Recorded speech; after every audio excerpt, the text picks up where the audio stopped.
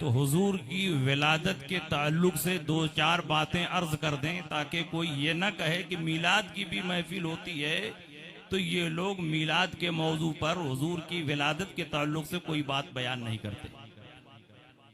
अल्लाह रब्बुल इज्जत ने कुरान अज़ीम में ऐलान फरमाया, क़द जाअकुम मिनल्लाहि नूरुन व किताबुम मुबीन, तहकीक कि तुम्हारे पास अल्लाह की जानिब से आ गया नूर और रोशन किताब। इस किताब में नूर से मुराद हुजूर की जात है और किताब से मुराद कुरान है। आयत करीमा में नूर से मुराद हुजूर की जात और किताब से मुराद कुरान अजीम। अल्लाह ने अपने हबीब को नूर फरमाया और खुद नबी अकरम सल्लल्लाहु अलैहि वसल्लम ने अपनी एक हदीस में, जिसको मुसन्नफ़े अब्दुर रज़्ज़ाक़ में बयान किया गया है, और इमाम अब्दुर रज़्ज़ाक़ आला हजरत के मुरीद और खलीफा नहीं है, आला हजरत के जमाने के नहीं है, बल्कि इमाम बुखारी और इमाम मुस्लिम के दादा उस्ताद हैं।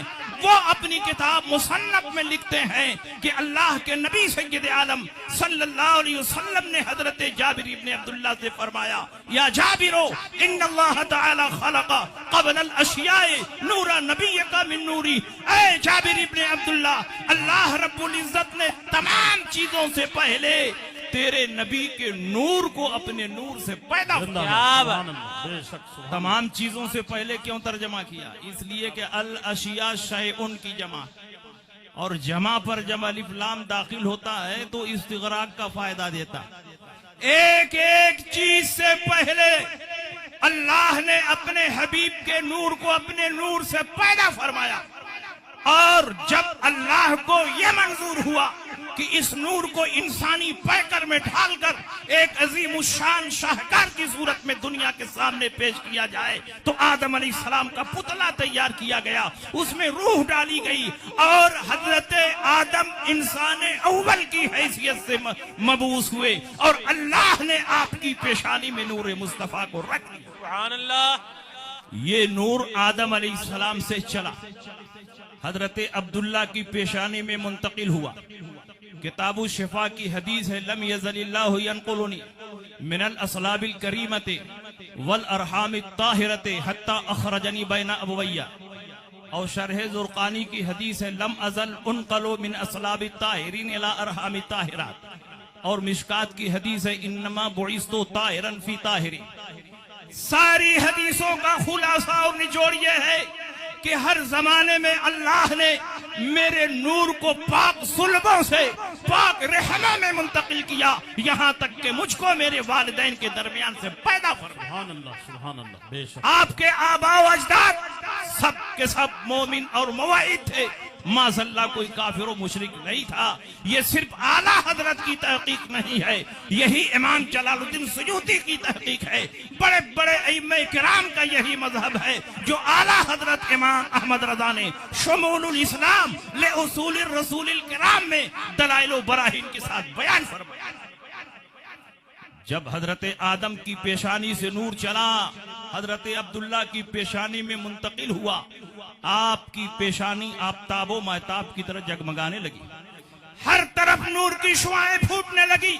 आप इतने हसीन और जमील और खूबसूरत नजर आने लगे कि अरब की दो शीजाएं आप पर फरेफ्ता और शेफ्ता होने लगी। आपके नूर की शोहरत मुल्क शाम, मुल्क ईरान तक पहुंचने लगी। जब यहूदियों को मालूम हुआ कि अब्दुल्ला की पेशानी में नूर मुस्तफा जलवगर हो चुका है, अनकरीब मोहम्मद अरबी की वलादत होने वाली है और मोहम्मद पैदा हो गए, तो यहूदियत का खात्मा होगा, ईसाइयत का खात्मा होगा, मजूसियत का खात्मा होगा, तमाम मज़ाहिब मनसूख हो जाएंगे, तमाम अदियान कल अदम हो जाएंगे। पूरी दुनिया में सिर्फ एक मजहब होगा, वो मजहब इस्लाम होगा। पूरी दुनिया में एक किताब की तिलावत होगी, वो कुरान होगा। पूरी दुनिया में एक कलमा पढ़ा जाएगा, वो कलमा तैयबा होगा। और परवरदिगार आलम दीन की हैसियत से जिस मजहब को पसंद फरमाएगा वो दीन इस्लाम होगा। सुभान अल्लाह। नारे तकबीर, नारे रिसालत, मजहब इस्लाम, हिंदुस्तान का सुन्नी मुसलमान, नारे तकबीर, नारे रिसालत। मवाहिब लदुनिया की हदीस, सीरत हलविया की हदीस, अल्लामा अब्दुल रहमान जामी ने शवाहिदुन नबुव्वा में कितनी किताबों में ये रिवायत मौजूद है। 70 यहूदी हजरत अब्दुल्ला के कत्ल के इरादे से चले, मुल्क शाम से चले, दिन में छुप जाते, रातों को सफर करते। महीनों की मसाफत तय करने के बाद जब मक्का मुकर्रमा पहुंचे तो मुज़ाफाते मक्का में जंगलात में छुप गए। हजरत अब्दुल्ला की आमद का इंतजार करने लगे। एक दिन हजरत अब्दुल्ला शिकार के इरादे से जंगल में दाखिल हुए। ये 70 यहूदी जहर में बुझाई हुई तलवार लेकर हजरत अब्दुल्ला को चारों तरफ से घेरने लगे। ऐन उस वक्त हजरत वहब इब्न अब्द मनाफ जो हजरत आमिना के वालिद हैं और आगे चलकर हुजूर के नाना होते हैं, जंगल में दाखिल हुए। देखा मेरे खानदान का एक नौजवान दुश्मनों के नरगे में घिरा हुआ है। खानदानी गैरत बेदार हुई, भागते हुए अपने कबीले में आए और अपने खानदान के जवानों को और कुरैश की एक बड़ी जमहूरियत को लेकर उस जंगल में दाखिल हुए ताकि दुश्मनों से हजरत अब्दुल्ला की हिफाजत की जाए। लेकिन जंगल में दाखिल होने के बाद उन्होंने देखा कि परवरदिगार आलम ने आसमान से फरिश्तों की फौज उतार दी है और उन फरिश्तों ने एक लम्हे में 70 यहूदियों का खात्मा कर दिया और हजरत अब्दुल्ला की हिफाजत। जब उन्होंने हजरत अब्दुल्ला की ये करामत देखी, घर आए, अपनी बीबी बर्रा से कहा कि मैंने अब्दुल्ला की वो करामत देखी है कि पूरे खानदान कुरैश में ऐसा कोई बाकरामत नौजवान मौजूद नहीं है। क्यों न अपनी बेटी आमिना के लिए अब्दुल्ला का हाथ मांगा जाए। तुम जाओ अब्दुल मुत्तलिब से अपनी बेटी आमिना के लिए रिश्ते की बात करो। हजरत बर्रा भागती हुई आई, अब्दुल मुत्तलिब से अपनी बेटी के लिए बात करती हैं। हजरत अब्दुल मुत्तलिब फरमाते हैं कि जिस लड़की के रिश्ते की तुम बात कर रही हो उसके लिए अल्लाह ने अब्दुल्ला ही को मुंतखब फरमाया। आमिना अपने खानदान में सबसे ज्यादा पाकीज़ा और सबसे ज्यादा हया वाली औरत है और अब्दुल्ला भी अपने खानदान में सबसे ज्यादा नेक और शरीफ है, इसलिए मैं इस रिश्ते को पसंद करता हूँ। शादी हो जाती है। हजरत आमिना नई नवेली दुल्हन बनकर हजरत अब्दुल्ला के घर आती हैं। एक वफादार खातून की हैसियत से जिंदगी बसर करने लगती हैं। अब्दुल्ला की पेशानी में नूर मुस्तफा जगमगा रहा है। दुनिया के कोने कोने में मुस्तफा जाने रहमत के नूर की शोहरत पहुंच रही है। तारीखों में लिखा है कि मुल्क शाम के बादशाह की बेटी जिसका नाम तारीखों में फातिमा लिखा है, जब उसने नूरे मुस्तफा को अब्दुल्ला की पेशानी में चमकते हुए और उसकी शोहरत को जाना तो उस नूर की जियारत के लिए मक्का मुकर्रमा आती है। हजरत अब्दुल्ला तवाफे काबा के इरादे से मक्का मुकर्रमा में मताफे काबा में दाखिल हो रहे हैं। वो शहजादी अपने साथ बेशबाज साजो सामान, हीरे जवाहिरात, खुद्दाम को लेकर मक्का मुकर्रमा एक काफिले की सूरत में पहुंचती है और खाने काबा के इर्द गिर्द खेमा लगाकर वो हजरत अब्दुल्ला का इंतजार करने लगती है। 3 दिन के बाद हजरत अब्दुल्ला मताफे काबा में पहुंचे, खाने काबा का तवाफ कर रहे थे। लोगों ने बताया, ऐ शहजादी, जिस अब्दुल्ला की पेशानी में चमकने वाले नूर को देखने के लिए तुम आई हो वो खाने काबा का तवाफ कर रहे हैं। हजरत अब्दुल्ला तवाफ से फारिग हुए, शहजादी अपने खेमे से बाहर आई, हजरत अब्दुल्ला की पेशानी को देखा। आपकी पेशानी में नूर मुस्तफा जगमगा रहा है। आपका चेहरा इतना हसीन और जमील और खूबसूरत है कि वो शहजादी बेइख्तियार अपने चेहरे से नकाब को उलट देती है। जब हजरत अब्दुल्ला ने उसके हुस्ने आलम ताब को देखा, आपके दिल की दुनिया दिगरगू होने लगी। शहजादी ने कहा, अब्दुल्ला, मैं तुमसे निकाह करना चाहती हूँ। हजरत अब्दुल्ला ने कहा, मेरी शादी तो आमिना से हो चुकी है, दूसरी शादी के लिए मैं अपने बाप से मशवरा करूंगा, अगर इजाजत मिली तो तुमसे भी शादी के लिए तैयार हूँ। शहजादी ने कहा, ठीक है, तुम जाओ अपने बाप से मशवरा करो। हजरत अब्दुल्ला आते हैं, रात को हजरत आमिना के साथ सोते हैं और उसी रात आपके दिल में ख्वाहिशे मुजामत डाल दी जाती है और नतीजे में वो जुज़्वे नस्ल मोहम्मदी जो आदम अलैहिस्सलाम से होता हुआ अब्दुल्ला तक पहुंचा था हजरत आमिना के रहमे मुबारक में मुंतकिल हो गया। वो कौन सी मुबारक रात थी जिसमें नूरे मुस्तफा आमिना के रहम में मुंतकिल हुआ। शेख अब्दुल हक मुहद्दिस देहलवी मदारिजुन नबुव्वा में लिखते हैं नुत्फ़े ताहिरा कि वास्ले कुल खैरात व माद्दे जमीए बरकातस दरीशत दर बत्न आमिना मुंतकिल शुद। वो नुत्फ़े तय्यबा और ताहिरा जो तमाम बरकतों की असल और जड़ है इसी जुमा मुबारका की रात में हजरत आमिना के रहमे मुबारक में मुंतकिल हुआ। सुभान अल्लाह। नारे तकबीर, नारे रिसालत, बरकत नूरे मुस्तफा, नारे तकबीर, नारे रिसालत। सुबह हुई, हजरत अब्दुल्ला ने शहजादी फातिमा का वाकया अपने वाली से बयान किया। निकाह सानी की इजाजत ली, आपने इजाजत दी। हजरत अब्दुल्ला भागते हुए खाने काबा के पास आए और शहजादी से कहा मैं निकाह के लिए तैयार हूं। शहजादी ने जैसे ही आपकी पेशानी को देखा आपसे एराज किया। हजरत अब्दुल्ला ने कहा कल तक मेरे चेहरे की एक झलक देखने के लिए तुम बेचैन बेकरार थी, आज मुझको देखकर एराज कर रही हो, निगाहें फेर रही हो। शहजादी ने कहा अब्दुल्ला मुझे गलत न समझना, ख्वाहिश नफ्स की तकमील के लिए निकाह नहीं कर रही थी, बल्कि तेरी पेशानी में जो नूरे मुस्तफा जगमगा रहा था उससे इंतसाब फैज करना चाहती थी। मैं ये चाहती थी कि जो बच्चा तेरी नस्ल में पैदा होने वाला है वो मेरे बत्न से पैदा हो, ताकि मैदान माशर में मैं किसी और की माँ कहकर नहीं मोहम्मद अरबी। जिंदाबाद जिंदाबाद, सुभान अल्लाह सुभान अल्लाह। मगर अफसोस तेरी पेशानी में वो नूर मौजूद नहीं, तेरी पेशानी में वो चमक मौजूद नहीं है।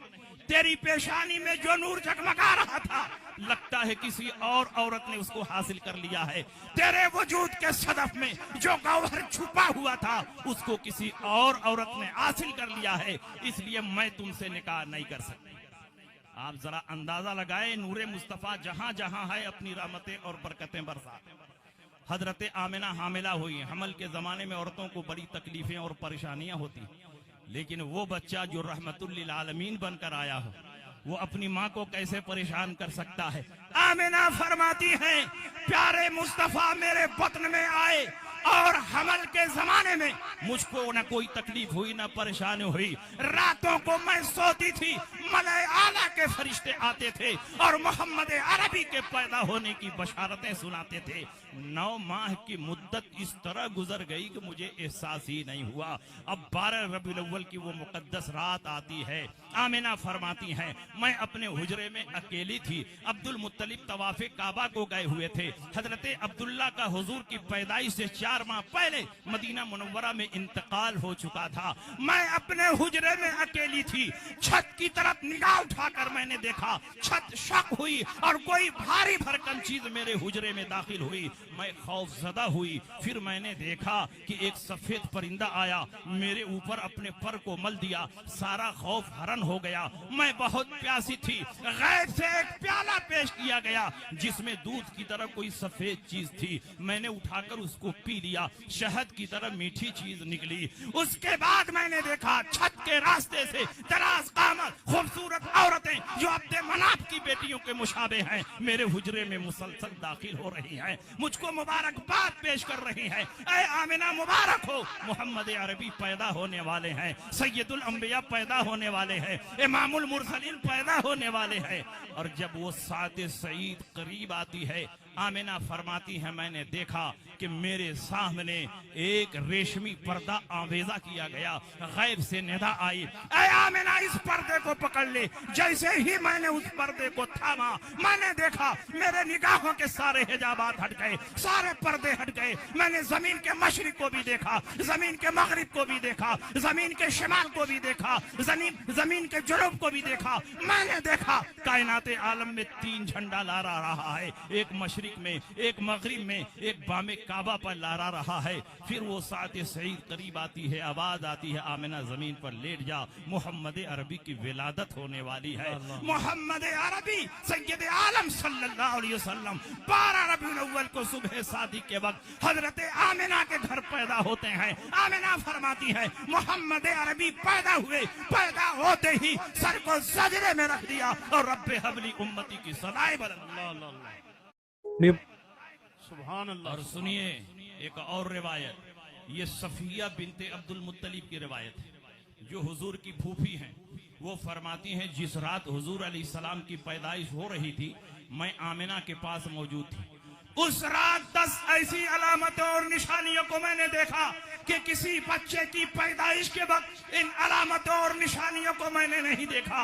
मैंने देखा कि हुजूर अलैहिस्सलाम पैदा हुए, पैदा होते ही सर को सजदे में रख दिया और रब्बे हबली उम्मती की सदाएं बुलंद करने लगे। और जब सजदे से सर उठाया तो फसीहो बलीग अरबी में कलमे तैयबा पढ़ रहे थे, ला इलाहा इल्लल्लाह इन्नी रसूलुल्लाह, कोई माबूद नहीं है सिवाय अल्लाह के और मैं अल्लाह का रसूल हूँ। कहाँ है वो जाहिल मौलवी जो कहते हैं नबी को 40 साल के बाद नबूवत मिली है। मेरा नबी पैदा होते ही अपनी नबूवत और रिसालत की खबर दे रहा है, ला इलाहा इल्लल्लाह इन्नी रसूलुल्लाह, कोई माबूद नहीं है सिवाय अल्लाह के और मैं अल्लाह का नबी हूँ। वो तुम्हारा कोई डालडा छाप नबी होगा जो 40 साल के बाद नबी बना होगा, वो तुम्हारा कोई वनस्पति नबी होगा जिसको पीठ पीछे का इल्म नहीं होगा।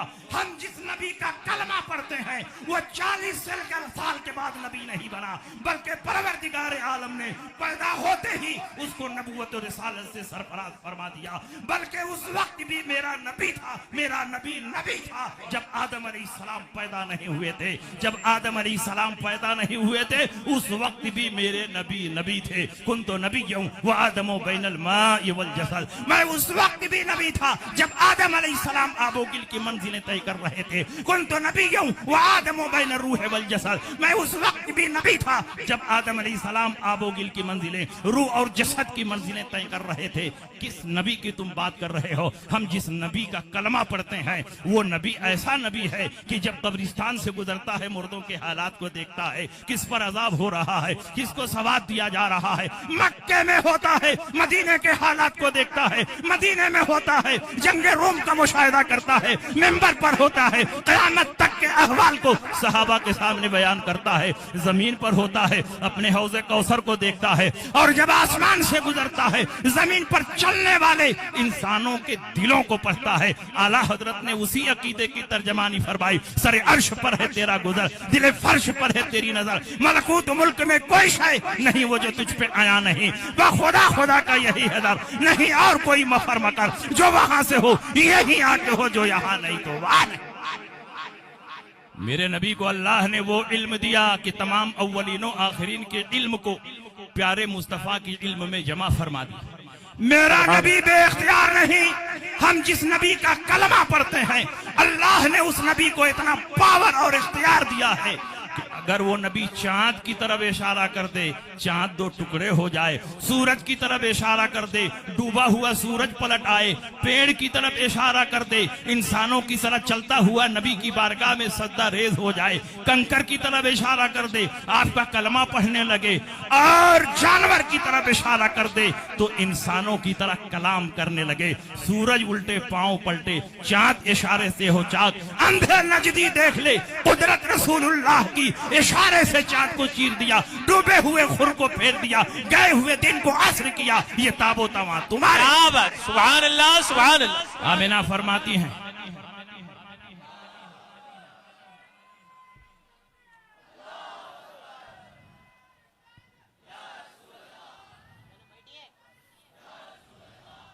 हजरत सफिया फरमाती हैं उस रात 10 ऐसी अलामतों और निशानियों को देखा, किसी बच्चे की पैदाइश के वक्त इन अलामतों और निशानियों को मैंने नहीं देखा। मैंने देखा हुजूर अलैहिस्सलाम पैदा हुए, पैदा होते ही सर को सजदे में रख दिया, रब्बे हबली उम्मती की सदाएं बुलंद करने लगे, सजदे से सर उठाया, फसीहो बलीग अरबी में कलमा तैयबा पढ़ रहे हैं, ला इलाहा इल्लल्लाह इन्नी रसूलुल्लाह।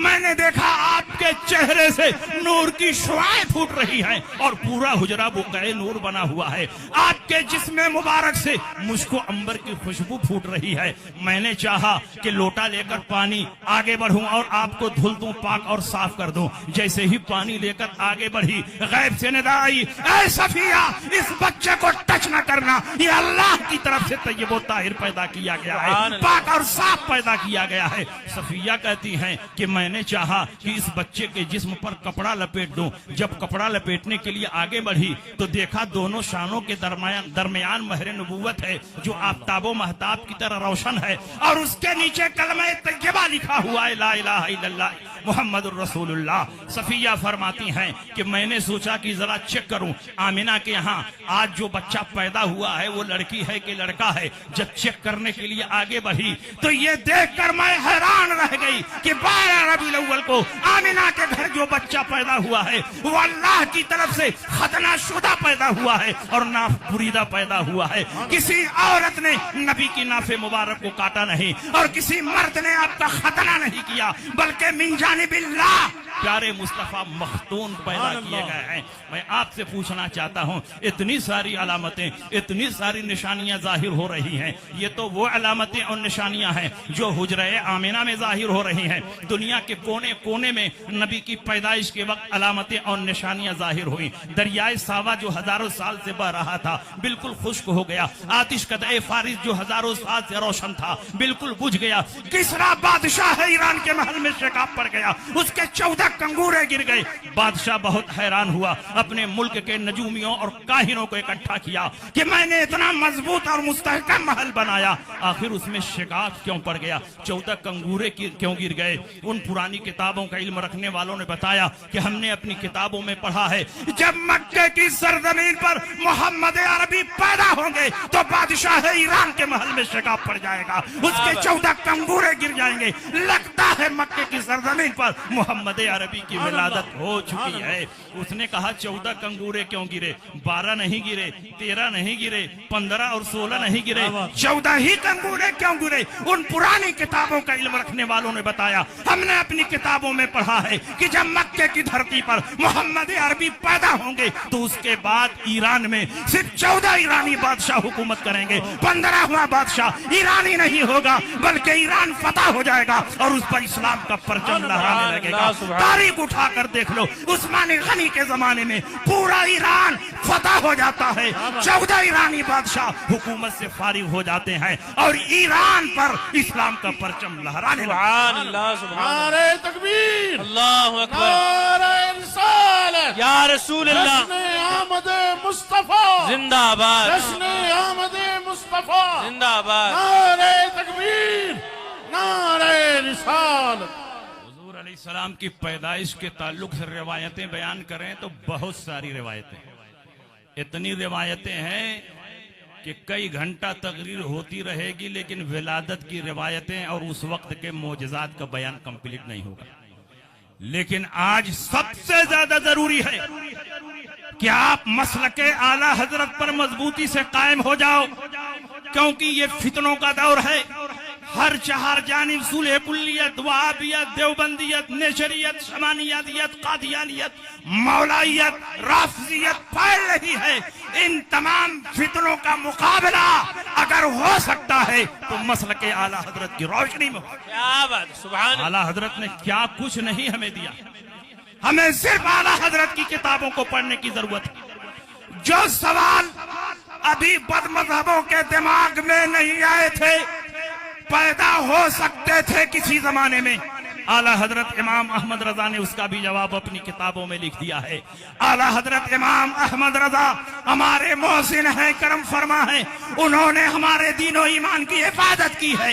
इसलिए मजलिस कोई भी हो, चाहे मेराजुन नबी की मजलिस हो, छठी शरीफ की मजलिस हो या रवी शरीफ की मजलिस हो, मिलाद की महफिल हो, हर जगह जहां और उन्वान पर हम तकरीरें करेंगे, खुसूसियत के साथ आला हजरत इमाम अहमद रजा की अजमत भी बयान।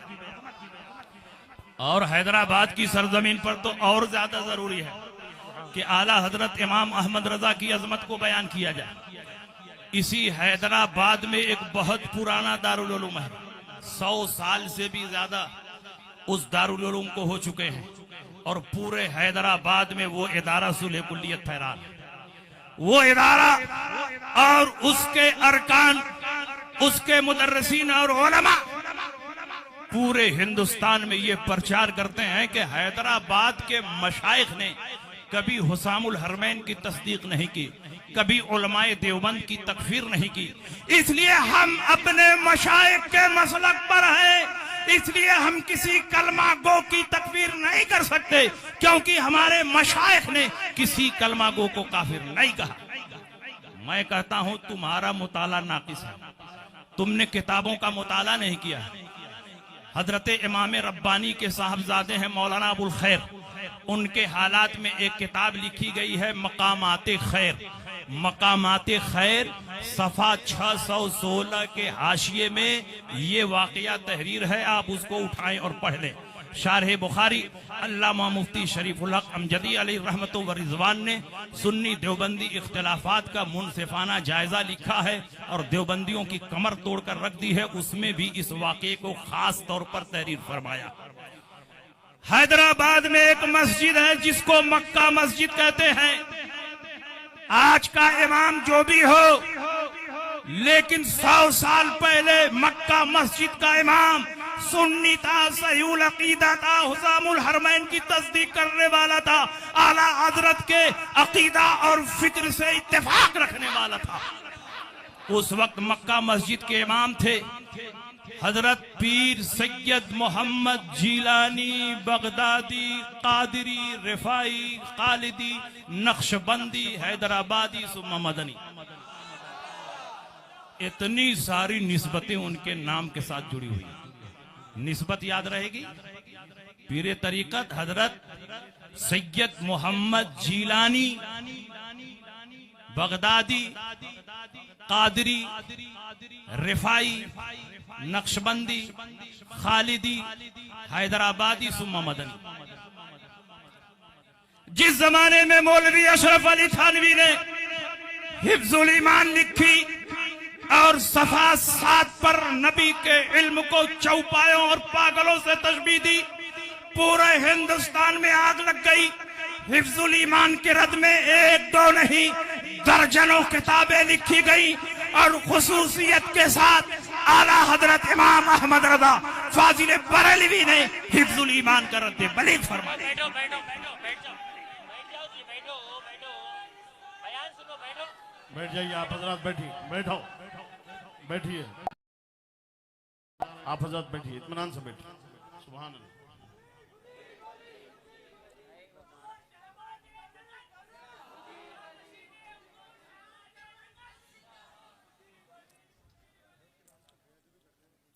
तशरीफ रखें आप लोग।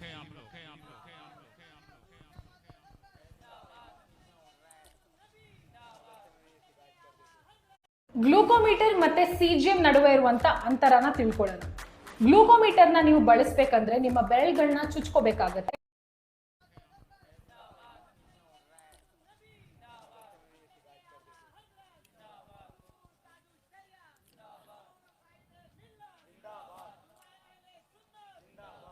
ये वाकया आपके जहन में रहेगा। सुलह कुल्लियों को जवाब दे पाएंगे कि नहीं जवाब दे पाएंगे?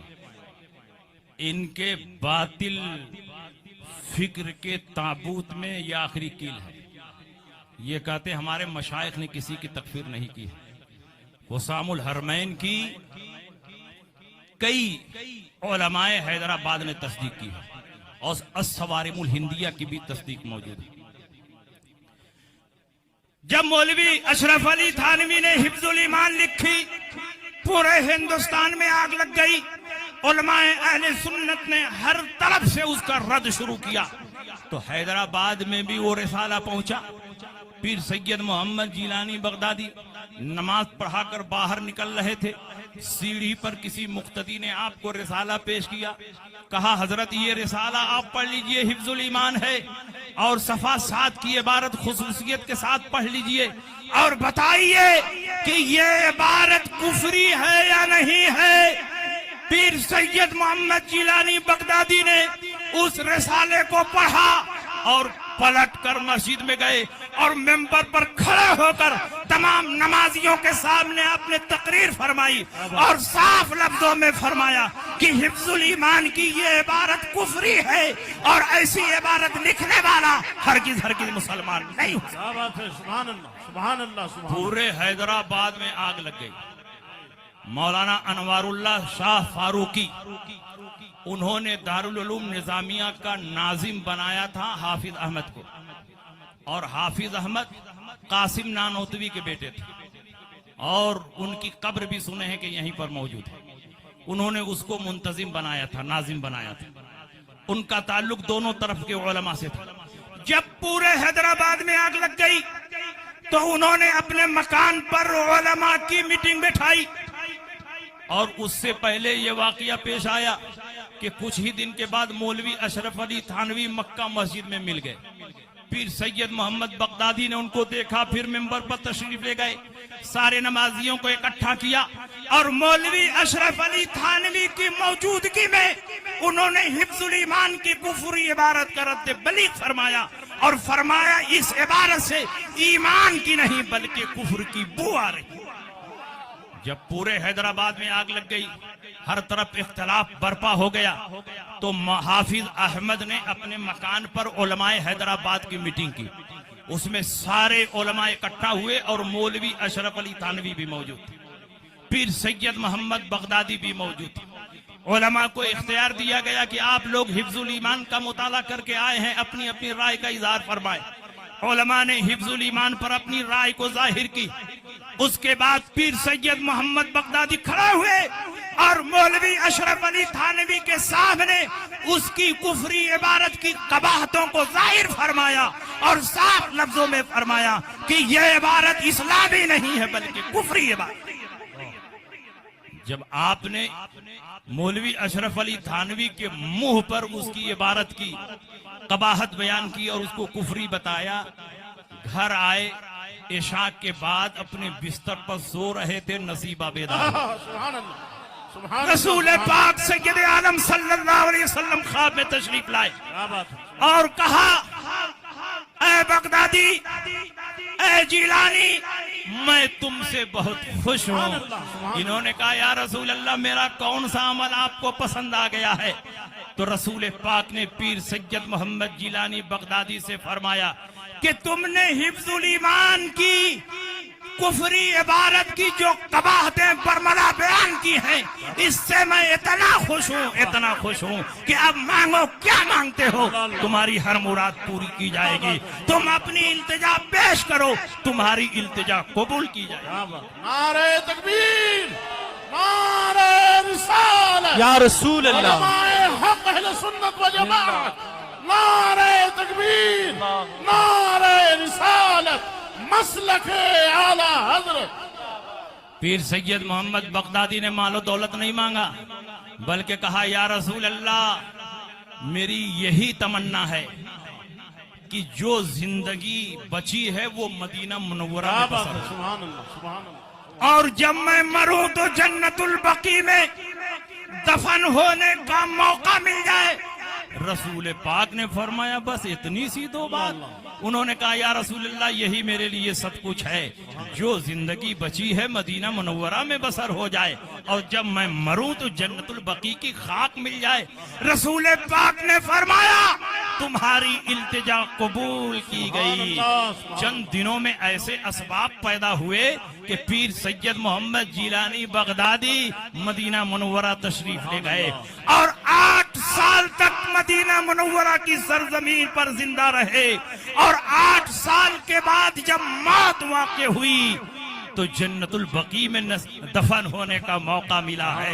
मैं आपसे पूछना चाहता हूं कि पीर सैयद मोहम्मद बगदादी ने सिर्फ एक किताब की कुफरी इबारत को बयान किया तो रसूल पाक की बारगाह में महबूबियत का ये दर्जा है। और इमाम अहमद रजा पूरी जिंदगी वहाबियों से जिहाद करते रहे तो इमाम अहमद रजा का रसूल पाक की बारगाह में महबूबियत का क्या मकाम होगा, उसका अंदाजा हम और आप नहीं लगा सकते। क्या बात है। नारे तकबीर, अल्लाहु अकबर, नारे रिसालत, या रसूल अल्लाह, इश्क मोहब्बत, इश्क मोहब्बत, आला हजरत, आला इश्क मोहब्बत, इश्क मोहब्बत, आला हजरत, आला हजरत, प्यार मोहब्बत, प्यार मोहब्बत, आला हजरत, आला हजरत, नारे तकबीर, अल्लाहु अकबर, नारे रिसालत। या रसूल अल्लाह। आज बहुत सारे मुखालिफिन ये कहते हैं क्या सिर्फ आला हजरत ही ने रद्द वहाबिया किया है? आला हजरत से पहले किसी सुन्नी आलिम ने रद्द वहाबिया नहीं किया है? मैं कहता हूं बेशक कुछ आलिमों ने रद्द वहाबिया किया है। ताजुल फहूल ने भी वहाबियों के रद में किताबें लिखी हैं, 2-3 किताबें लिखी हैं। अल्लामा फजल हक खैराबादी ने 2 किताब लिखी है।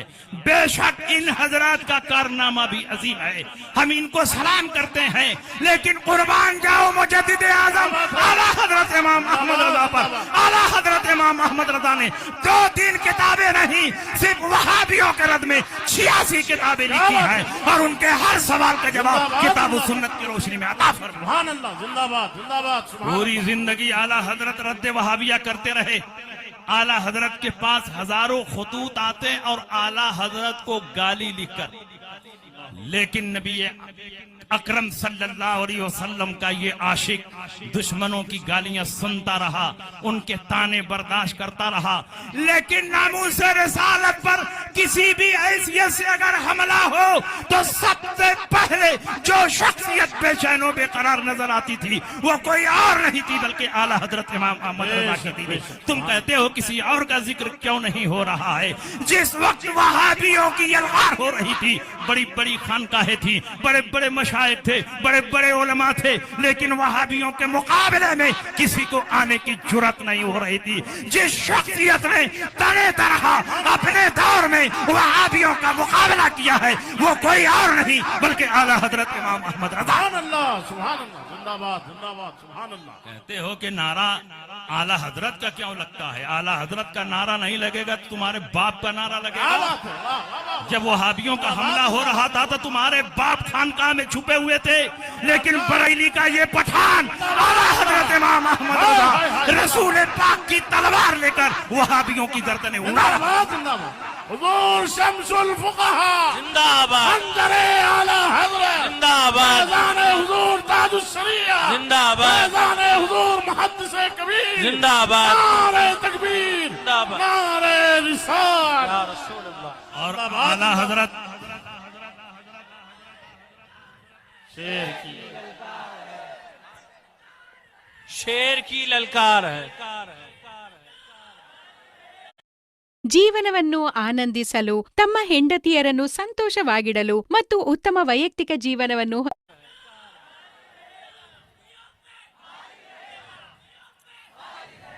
चलिए थोड़ा कम नारा लगाइए तो सुनने में मजा आएगा। हम लोग हाथ उठाओ वाले मुकर्रिर नहीं, इधर से हाथ उठाओ उधर से आओ। सुभान अल्लाह को माशाअल्लाह, चुपचाप सुनो। आला हजरत इमाम अहमद रजा ऐसे मुजद्दिद हैं कि खुदा की कसम मैंने मुजद्दिदीन की तारीख को बहुत गहराई से पढ़ा। इस्लाम के पहले मुजद्दिद हजरत उमर बिन अब्दुल अजीज हैं जो खुलफाए राशिदीन में शुमार किए जाते हैं, और 13वीं सदी हिजरी के मुजद्दिद शाह अब्दुल अजीज हैं, शाह वलीउल्लाह के बेटे। इन सारे मुजद्दिदीन के दौर में उठने वाले फितनों को देखो और इनके कारनामों को देखो। किसी मुजद्दिद के जमाने में 1 फितना, किसी मुजद्दिद के जमाने में 2 फितना, किसी मुजद्दिद के जमाने में 3 फितना, किसी मुजद्दिद के जमाने में 4 फितना।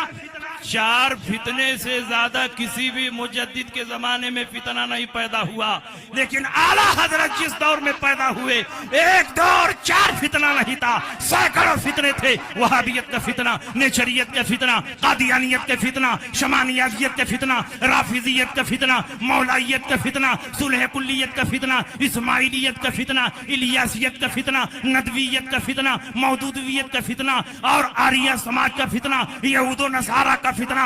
इन तमाम फितनों के मुकाबले में सत्य सिकंदरी बनकर जो जात खड़ी रही वो आला हजरत इमाम अहमद रजा। सुभान अल्लाह, सुभान अल्लाह, सुभान अल्लाह। और आला हजरत ने सिर्फ बरेली में रहकर वहाबियों की कमर नहीं तोड़ी है, जी जी बेशक, बल्कि हरमैन तैयबैन की सरजमीन पर पहुंचकर भी वहाबियों की कमर तोड़ दी। सुभान अल्लाह, सुभान अल्लाह। आला हजरत के बड़े बेटे हुज्जतुल इस्लाम मौलाना हामिद रजा हज के लिए जा रहे थे, और मौलाना वसी अहमद मुहद्दिसे सूरती के बेटे सुल्तानुल वाइजीन मौलाना अब्दुल अहद भी हज के लिए जा रहे थे। और ये मौलाना अब्दुल अहद वो हैं कि जब पीलीभीत में इनकी शादी हुई तो आला हजरत बाराती बनकर गए। मुहद्दिसे सूरती से इतनी मोहब्बत फरमाते थे आला हजरत की पीलीभीत जब जब आप तशरीफ ले गए तो मुहद्दिसे सूरती की वजह से तशरीफ ले गए। और मुहद्दिसे सूरती के पास जब आला हजरत खत लिखते थे तो आला हजरत उनको जिन अल्फाज में याद करते थे उसको दिल की तख्ती पर नोट कर लो। अल असदुल असद, अल अशद्दुल अरशद, कंजुल करामत, जबलुल इस्तकामत। और आम गुफ्तगू में जब आला हजरत उनको खिताब करते तो मुहद्दिस साहब कहते। और ये आला हजरत की जबान है, किसी अनाउंसर की जबान नहीं है। वाह वाह, आला हजरत वही बोलते थे जो 100% सच हो। बेशक बेशक। आला हजरत इमाम अहमद रजा मुहद्दिसे सूरती से बेपनाह मोहब्बत फरमाते और मुहद्दिसे सूरती आला हजरत से भी अकीदत रखते। हालांकि मुहद्दिसे सूरती उम्र में आला हजरत से बहुत बड़े थे, आला हजरत के मुरीद और खलीफा और शागिर्द नहीं थे, लेकिन कुर्बान जाइए उनकी अकीदत पर। उसूलो फरू में किसी मसले में पूरी जिंदगी मुहद्दिसे सूरती ने आला हजरत इमाम अहमद रजा से इख्तिलाफ नहीं। और आज तो फारसी की पहली पढ़ाने की जिनको तमीज नहीं है वो आला हजरत से इख्तिलाफ कर रहे हैं और कह रहे हैं क्या इख्तिलाफ का दरवाजा बंद हो गया है। इमाम आजम के शागिर्दों ने इमाम आजम से इख्तिलाफ किया। अरे पहले इमाम आजम के शागिर्दों की तरह बनो तब इमाम आजम से इख्तिलाफ करो। पहले आला हजरत के शागिर्दों के शागिर्दों के शागिर्द के बराबर बनो। पहले हुजूर कायदे मिल्लत की तरह बनकर दिखा दो, फिर तुम आला हजरत से इख्तिलाफ की बात करो। पूरी दुनिया के उलमा के इल्म को एक तराजू पर रख दिया जाए और आला हजरत के इल्म को दूसरे पल्ले पर रख दिया जाए तो आला हजरत का पल्ला भारी पड़ जाए। बेशक, सुभान अल्लाह, जिंदाबाद। अपने दौर के सारे उलमा के इल्म के मुकाबले में आला हजरत इमाम अहमद रजा के इल्म को समंदर की हैसियत हासिल। बेशक बेशक। आला हजरत जब उनके शहजादे जा रहे थे हज के लिए तो आला हजरत उनको रेलवे स्टेशन तक पहुंचाने के लिए गए और पहुंचाकर वापस आ गए। लेकिन आला हजरत की बेचैनी बढ़ती रही, बेकरारी बढ़ती रही। हयाते आला हजरत पढ़ो, मलफूज पढ़ो। लेकिन आला हजरत हज्जे फर्ज कर चुके थे अपने वालिदैन के साथ और हज्जे नफल के लिए वालिदैन की इजाजत जरूरी है। और आला हजरत की वालिदा मोहतरमा अपने बेटे को इतना चाहती थी कि एक लम्हे के लिए नजर से बेटा गायब हो जाए वो उनको गवारा नहीं। तो आला हजरत परेशान है कि अम्मी जान से इजाजत लूं तो कैसे लूं। अब आला हजरत को एक तरकीब सूची, माँ सोई हुई है, कदमों में जाकर आंख रगड़ रहे हैं। अदब देखो, माँ फरमाती है बेटे अहमद रजा क्या बात है। कहा अम्मी जान मदीना शरीफ जाना चाहता हूँ, हुजूर की बारगाह में जाना चाहता हूँ। तो माँ ने कहा जाओ फी सबीलिल्लाह। माँ ने इजाजत दे दी। आला हजरत इमाम अहमद रजा 2-3 दिन के बाद चले। हुज्जतुल इस्लाम वहां पहुंच गए। जिस जहाज से हुज्जतुल इस्लाम को जाना था और जिस जहाज में बैठ कर जाना था, आज के जमाने में इंजेक्शन दिया जाता है इन्फेक्शन न फैलने पाए, और उस जमाने में बफारा दिया जाता था ताकि इन्फेक्शन न फैलने पाए। तो बफारा वाला डॉक्टर 2-3 दिन तक बीमार पड़ गया। वो जहाज साहिले समंदर पर खड़ा रहा और इधर आला हजरत इमाम अहमद रजा पहुंच गए। आला हजरत इमाम अहमद रजा ने नबी की बारगाह में फरियाद पेश की, हुजूर इसी जहाज में मुझको जगह मिल जाए तो बहुत अच्छा रहेगा। वो डॉक्टर अचानक ठीक हो गया, सारे हाजियों को बफारा दिया और आला हजरत का भी बफारा हो गया। मगर उस जहाज में कोई सीट खाली नहीं थी, सारी सीटें फुल हो चुकी थी। आला हजरत इमाम अहमद रजा ने गुंबदे खजरा की तरफ लौ लगाकर कहा, या रसूल अल्लाह इसी जहाज में इंतजाम हो जाए तो मैं भी अपने बेटे के साथ ही सफर कर लूं।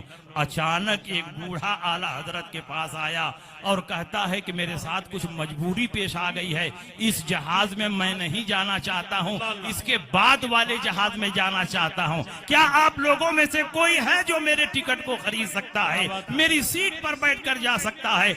आला हजरत ही के पास आकर पूछ रहा है। आला हजरत इमाम अहमद रजा ने उसकी सीट को ले लिया। मैं तो कहता हूं कि आला हजरत इमाम अहमद रजा मदीना जा नहीं रहे हैं बल्कि रसूल पाक बुला रहे हैं, क्योंकि रसूल पाक को मालूम है कि मौलवी खलील अम्बेठवी पहले से यहाँ मौजूद है, वो फितना बर्पा करेगा और उसको कुचलने के लिए अहमद रजा का होना यहाँ जरूरी है। आला हजरत इमाम अहमद रजा मक्के की सरजमीन पर पहुंचे। शरीफ मक्का के दरबार में में मौलवी खलील अम्बेडवी एंड कंपनी की तरफ से 6 सवालात शरीफ मक्का के दरबार में पेश किए गए। उस वक्त खिलाफत उस्मानिया की हुकूमत कायम थी। शरीफ मक्का उस वक्त हरमैन तैयबैन को कंट्रोल कर रहे थे। ये सब के सब सुन्नी सयूल अकीदा थे। उस वक्त हरम मक्की और हरम मदनी में 4 मुसल्ला बिश्ता था, एक हनफी, एक शाफी, एक मालिकी, एक हम्बली, और सब लोग अपने अपने इमाम के पीछे अलग अलग औकात में नमाज पढ़ते थे। अगर कोई मुसल्ला नहीं था तो गैर मुकल्लिदीन का मुसल्ला नहीं था,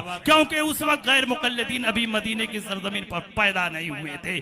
आला हजरत इमाम अहमद रजा गए, वहाबियों ने 6 सवालात शरीफ मक्का के दरबार में पेश किया और इल्म गैब से मुताल्लिक सवाल था। उन्होंने कहा आप लोगों का अकीदा है कि नबी गैब जानते हैं, अगर नबी गैब जानते हैं तो हमारे सवालों का जवाब दे दीजिए। शरीफ मक्का ने मुफ्ती अहनाफ रईसुल उलमा मौलाना साले कमाल को बुलाया और कहा ये वहाबिया की तरफ से सवालात आए हैं, ये सवाल ले जाइए और 2-4 दिन में इसका तहकीकी जवाब लिखकर मेरे दरबार में पेश कीजिए। और जवाब इतना परफेक्ट, इतना काबिल मुकम्मल होना चाहिए कि वहाबियों को कहीं उंगली रखने की गुंजाइश न हो। मौलाना साले कमाल वो पर्चा लेकर अपने घर आए, अलमारी में रख दिया। आला हजरत इमाम अहमद रजा को शुदा शुदा ये बात पहुंची कि वहाबियों ने नबी के इल्म पाक पर सवालिया निशान खड़ा किया है। वो अहमद रजा जो बरेली में बैठकर नामूसे रिसालत की इबादत करता रहा, मक्के की सरजमीन पर नबी के इल्म पर हमला हो, वो कैसे गवारा कर सकता है।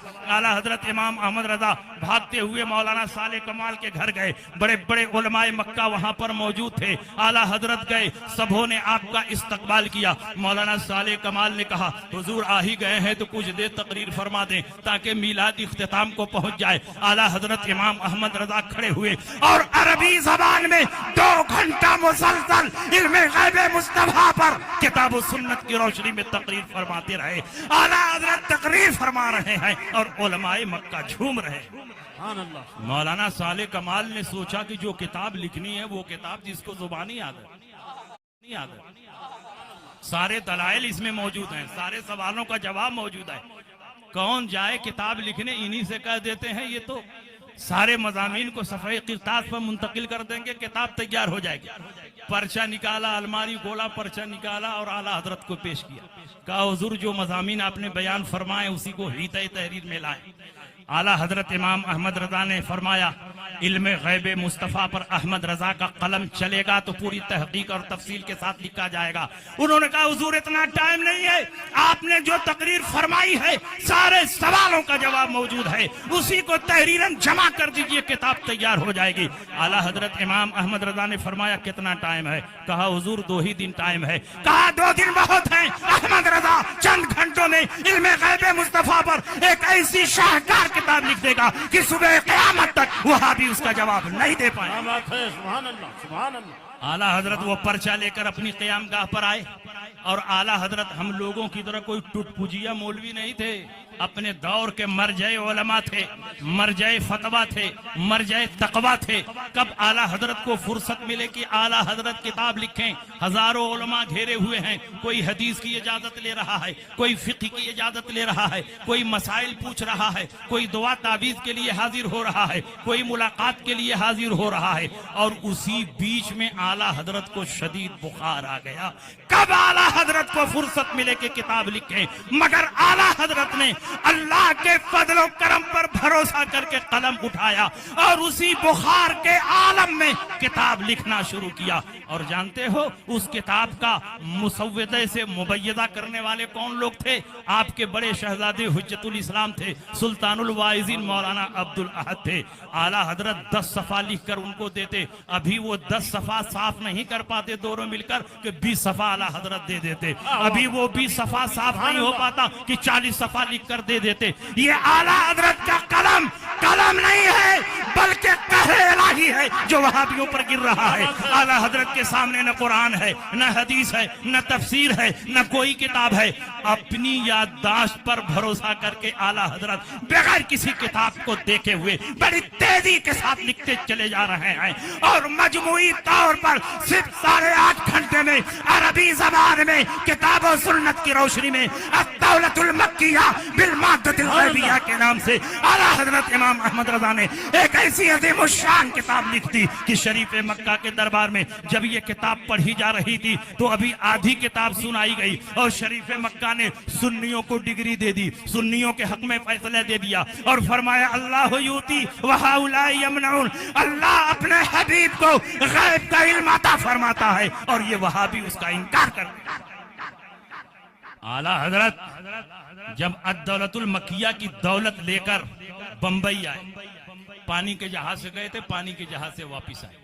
इकराम इमाम अहमद रजा जो मुफ्ती बुरहानुल हक साहब की किताब है, जो आला हजरत के मुरीद भी हैं, आला हजरत के खलीफा भी हैं, आला हजरत के शागिर्द भी हैं और दर्जनों खतूत में आला हजरत ने उनको अपना रूहानी फर्जंद फरमाया। और जबलपुर आला हजरत जाते थे तो मुफ्ती अब्दुल सलाम और मुफ्ती बुरहानुल हक के लिए और उन्हीं की दावत पर जाते थे। आला हजरत इमाम अहमद रजा से पूछा गया, हुजूर आपके सामने कोई किताब नहीं थी, आपने बगैर किसी किताब को देखे हुए इतनी जखीम किताब अरबी जबान में दलाइल व बराहीन की रोशनी में कैसे लिख दी? अगर हम और आप होते तो गुब्बारे की तरह फूल जाते। मेरी सलाहियत का कमाल है, मेरी ज़हानत का कमाल है, लेकिन कुर्बान जाओ इमाम अहमद रजा पर, अपने हर कमाल को गौसे पाक का कमाल समझते थे। आला हजरत इमाम अहमद रजा फरमाते हैं इसमें मेरा कोई कमाल नहीं, मेरे गौसे पाक का कमाल है। जब किताब लिख रहा था ऐसा महसूस हो रहा था कि गौसे पाक की रूहानियत मेरे पुश्त पर सवार है। क्या दबे जिस पे हिमायत का हो पंजा तेरा, शेर को खतरे में लाता नहीं कुत्ता तेरा। जब किताब लिख रहा था गौसे पाक की रूहानियत मेरी रहनुमाई फरमा रही थी। अहमद रजा इस आयत को भी लिखो, अहमद रजा इस दलील को भी लिखो, अहमद रजा इस आयत को भी नकल करो, अहमद रजा इस बुरहान को भी नकल करो। गौसे पाक फरमाते जा रहे हैं और अहमद रजा का कलम चलता जा रहा है। अद-दौलतुल मक्किया सिर्फ इमाम अहमद रजा की किताब नहीं बल्कि गौसे पाक की जिंदा करामत है। जिस तरह नबियों के मौजज़ात का मुकाबला नहीं हो सकता, उसी तरह वलियों की करामतों का भी मुकाबला नहीं हो सकता। इसीलिए कल भी ये किताब लाजवाब थी, आज भी ये किताब लाजवाब है और सुबह क़यामत तक लाजवाब रहे। सुभान अल्लाह, सुभान अल्लाह। इसलिए आप पूरी मजबूती के साथ आला हजरत इमाम अहमद रजा के मसलक पर कायम रहो। अगर आला हजरत में बोलूं तो रात भर बोलता रहूंगा, मेरा मेटर नहीं खत्म होगा, क्योंकि 2500 बार हयाते आला हजरत का हमने मुताला किया, अल मलफूज का मुताला किया और मेरी हर तकरीर फतावा रिजविया और आला हजरत की तसनीफात की रोशनी में होती है। तकरीर भी हमने सीखा है तो आला हजरत की किताबों से सीखा, लेकिन वक्त ज्यादा हो रहा है और यकीनन आपके दिल की चाहत ये होगी कि ज्यादा से ज्यादा हुजूर कायदे मिल्लत के नूरानी कलिमात को सुने। तो आपकी चाहत और हुजूर कायदे मिल्लत के दरमियान मैं हायल नहीं होना चाहता। मरकज़े अहले सुन्नत में मैं आता रहता हूँ, हमेशा तकरीर होती रहती है। मौलाना सुहेल साहब बराबर बुलाते रहते हैं, मौलाना अवैस रजा साहब। अल्हम्दुलिल्लाह फिर किसी मौके पर आऊँगा तो इस मजमून को कामिलो मुकम्मल कर दूंगा। तुम्हारी शान में जो कुछ कहूँ उससे सिवा तुम हो, कसीमे जाने इरफा ऐ शहे अहमद रजा तुम हो। यहाँ आकर मिली नहरे शरीयत और तरीकत की, हसीना मजमाउल बहरैन ऐसे रहनुमा तुम हो। तुम ही फैला रहे हो इल्मे हक अकनाफे आलम में, इमाम अहले सुन्नत नाइबे गौसुल वरा। सुभान अल्लाह, व आखिरु दावाना अनिल हम्दुलिल्लाहि रब्बिल आलमीन।